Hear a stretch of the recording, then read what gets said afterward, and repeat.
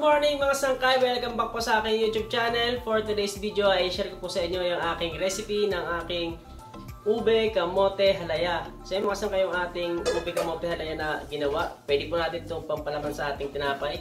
Pero bago po tayo magsimula ay please like at pakishare po ng video ito.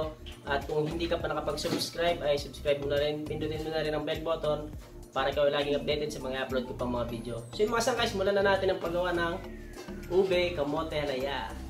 Ating first step mga sangkay ay gagamit tayo ng kamote at lulutuin muna natin yung ating kamote. Bali yung ating gagamitin kamote mga sangkay is 1 kilo.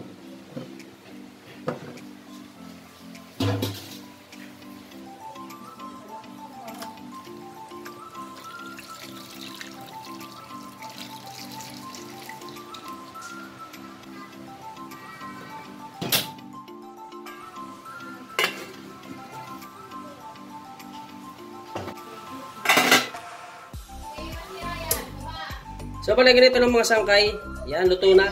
Tusokan niya lang ang kamote nyo kung malambot na yan.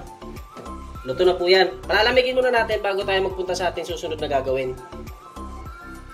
At ito na yung ating next step. Balibalatan muna natin yung ating kamote.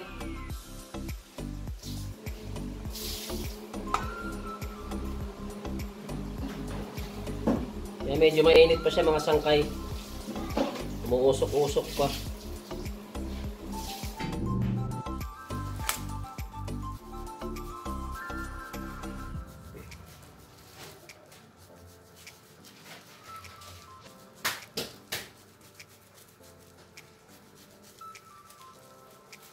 At ayun na mga sangkay yung ating pinino na kamote. Bale, pupunta na po tayo sa ating susunod na gagawin. Titimplahan na po natin. So, bale sa ating kawali, maglalagay tayo ng asukal. Yan, bale, brown sugar yung aking ginamit. Margarine. Next natin ilalagay ay evap milk.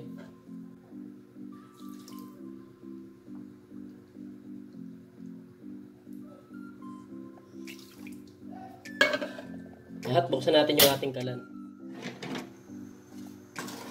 Bali, tunawin lang natin yung ating margarine.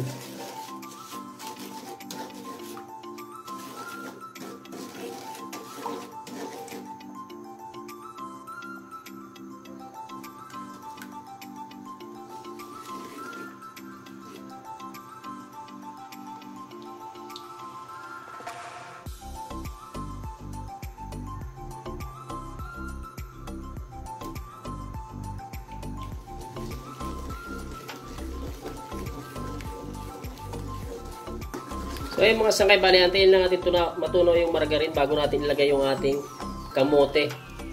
Next ay mag-add tayo ng flavor. Yan.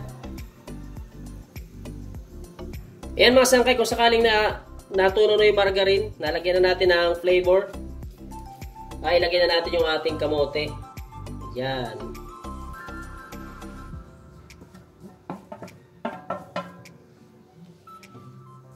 So bali, haluin lang natin ng maayos at medyo patuyuin natin yung ating halaya. Yan, haluin lang natin hanggang sa medyo matuyo siya.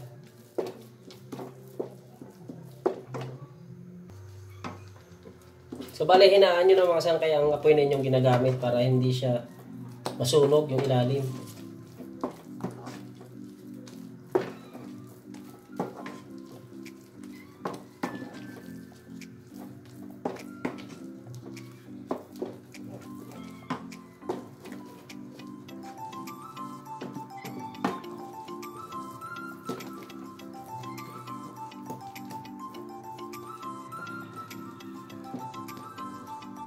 So ay mga sangkay, ganito na po ang itsura ng ating dapat halaya bago natin patayin yung ating apoy. Yan, ganyan na po siya. At kapag ganyan na siya, medyo tuyo na, ay patayin na natin yung apoy at palamigin muna natin bago natin ilipat ng lalagyan. Okay, klaro? Ay medyo malamig na ang ating halaya. Ayan, lalagyan na natin sa, ililipat na natin ang lalagyan.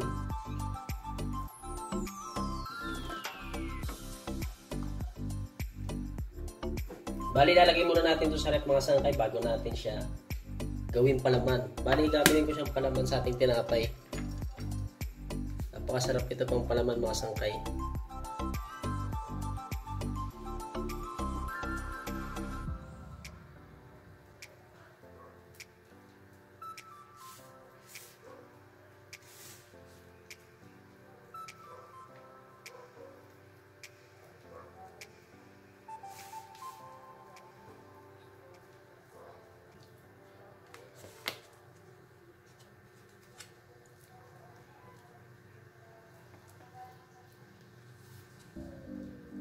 At ayan na po yung ating ubi kamote halaya.